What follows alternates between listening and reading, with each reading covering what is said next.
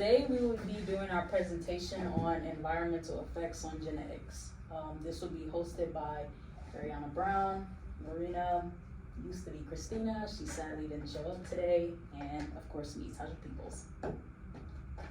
Okay, so the intro, we will be covering humans, animals, and plant benefits as well as disadvantages and advantages. Our environment can have an effect on your genetics. Depending on where you live, it can be positive or negative. Okay. First part being advantages on environmental effects on genetics and plants. The first benefit will be to modify the genes of plants. Modifying the genes of plants does not only benefit our environment by the plants being resistant to bugs, by adding for moisture, making them resistant to tough weather conditions, but it also helps the plant itself by being resistant to certain diseases, benefiting our environment again by continuing to produce fresh foods for consumers. Another benefit, fungus also plays a big role in bettering our environment. These mushrooms help bring moisture back into our soil, helping farmers grow more food and allowing other plants and trees to continue to grow and spread as well.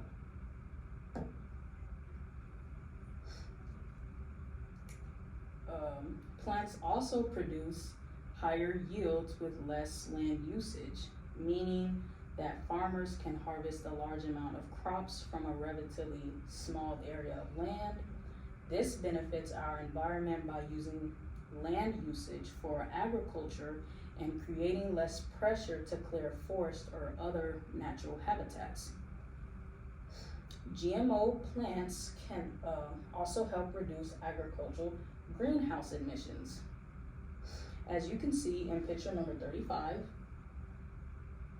it is essentially explaining if the GMO plants didn't do their job by reducing greenhouse gas emissions, we as a community will lose 12.4 million cars from being able to drive on the road, and we'd also lose 2.5 million homes because of loss of energy. So GMO plants reducing greenhouse emissions is very beneficial to our environment overall. As well as some additional facts, GMO plants help our environment by supporting rural economies, generating income for farmers and related industries, and potentially contributing to food security. Benefits of environmental genes in animals. In animals, they can influence which gene is expressed. This can be triggered by social interactions with animals. This evolution is beneficial for more animals because they can now build a higher pain tolerance to climate change and alter feeding behaviors to adapt to changing food sources, which then helps our environment by keeping these animals around and being able to study and do research on them. Social experiments can trigger a change in gene activity through genetic modification, as it says right here. This can benefit our community by being able to be around these once dangerous animals. The example would be like a lion. Changing the genes of these animals calms them down and making it easier to work with humans, allowing us to be able to put them in zoos, museums, and aquariums. As you can see in picture 8 and 9, it shows a lion's gene that was modified. 8 shows a lion's gene that was modified, being calmer around people compared to picture number 9, showing an untrained lion around a person. In picture 27, selective breeding through controlled mating enables farmers to breed animals that are more resistant to the impacts of climate change, resulting in farmers having more cows and being able to produce milk to sell. Genetic modification of livestock is beneficial to our environment because it will enhance animal welfare by producing healthier animals, as you can see in picture 28. And waste management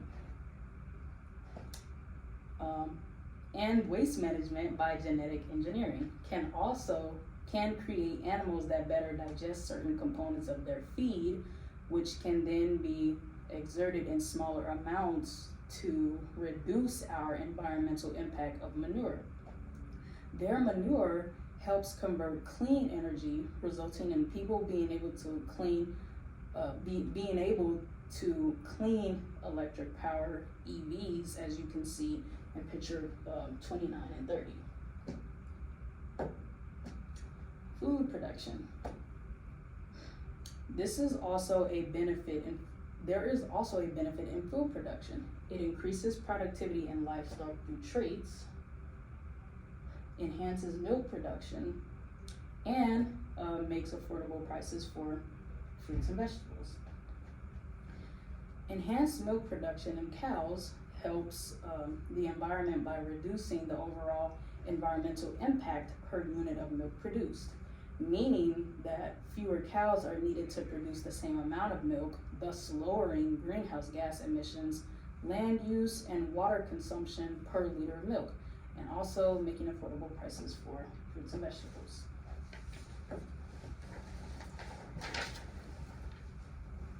Okay, now I'm going to talk to you guys about the human benefits of this topic. There are three major benefits, which are adaptation, immunity to diseases, and variation. First, I'm going to dive into adaptation and the impact it has on the human species. Over time, we have changed a lot physically and genetically. This is mostly due to our environment and how we interact with it. One way that this happens is that certain features are expressed over others because they allow us to do everyday things or are favored by many people. For example, our brain size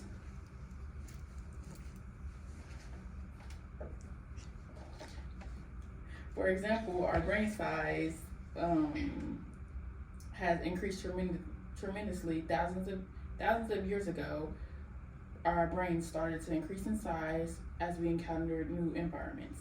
This was also due to a shift in structure and complexity of our brains.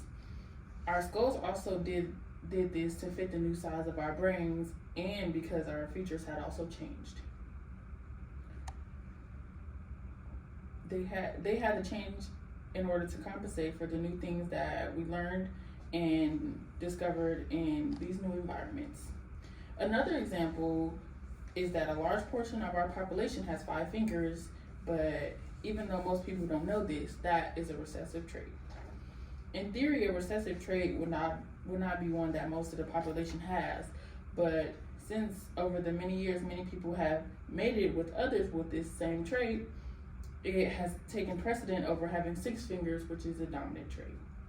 These changes due to adaptation have allowed humans to do things far beyond what we could have ever imagined. The next benefit to our topic is our ability to have immunity to certain diseases and viruses. Throughout the years, humans have encountered many sicknesses. After a certain amount of time being exposed to the different diseases and viruses in our environment, our tolerance to them started to grow. People have different levels of immunity towards different things based on how they are exposed to it. The reason behind this is because exposure to these things creates a memory of them, so that the next time your body encounters them, it can protect you and fight them off. This and the amount of antibodies in a person's system are reasons that some get sick more often than others. An example would be how children tend to get sick a lot more because they're constantly surrounded by germs, but as they get older, the likeliness of them contracting an illness decreases.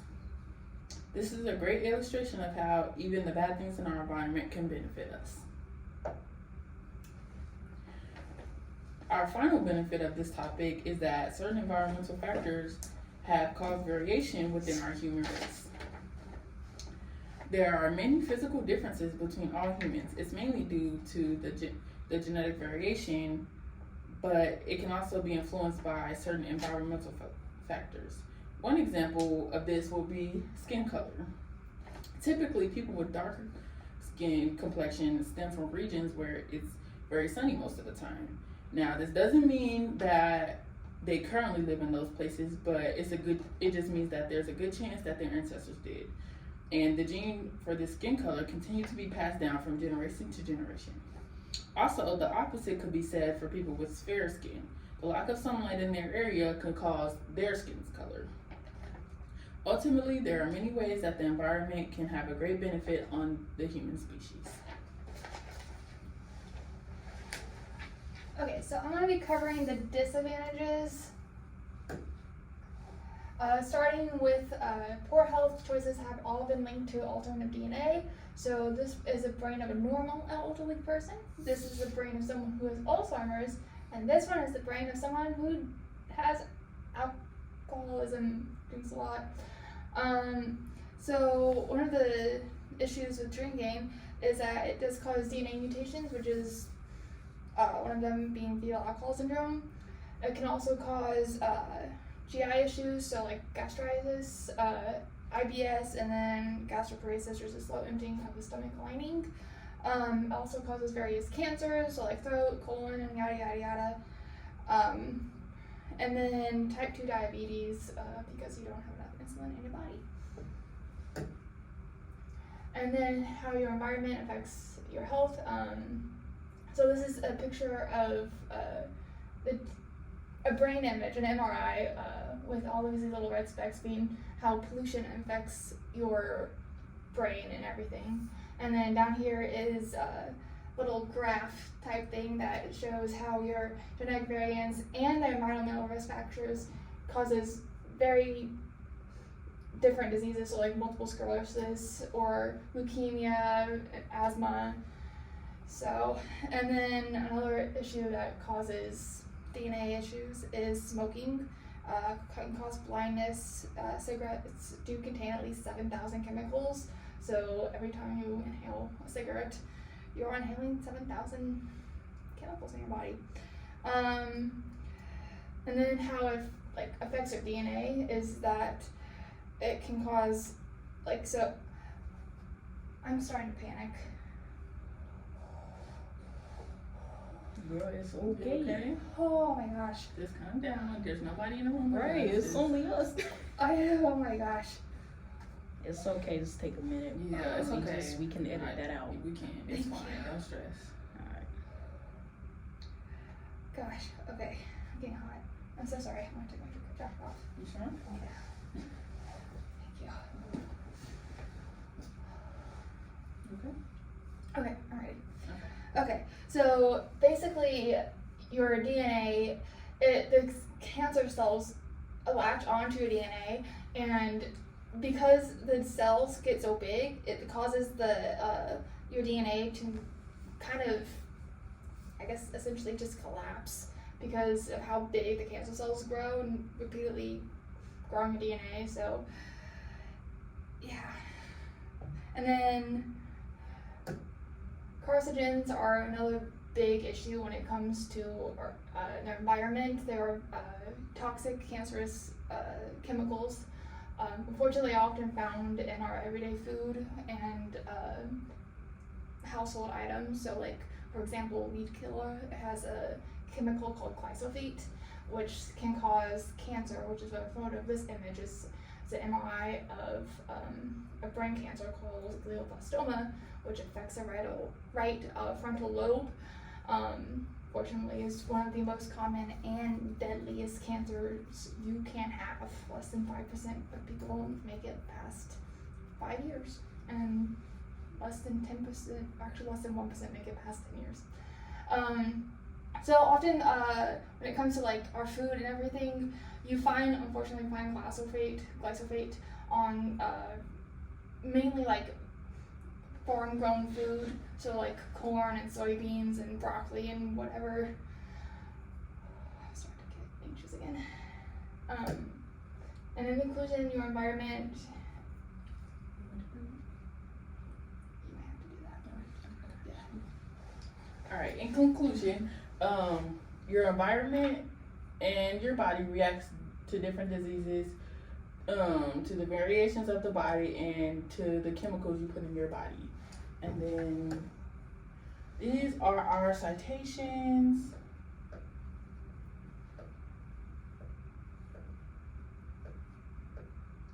And then these are our picture citations. And that's the end of it.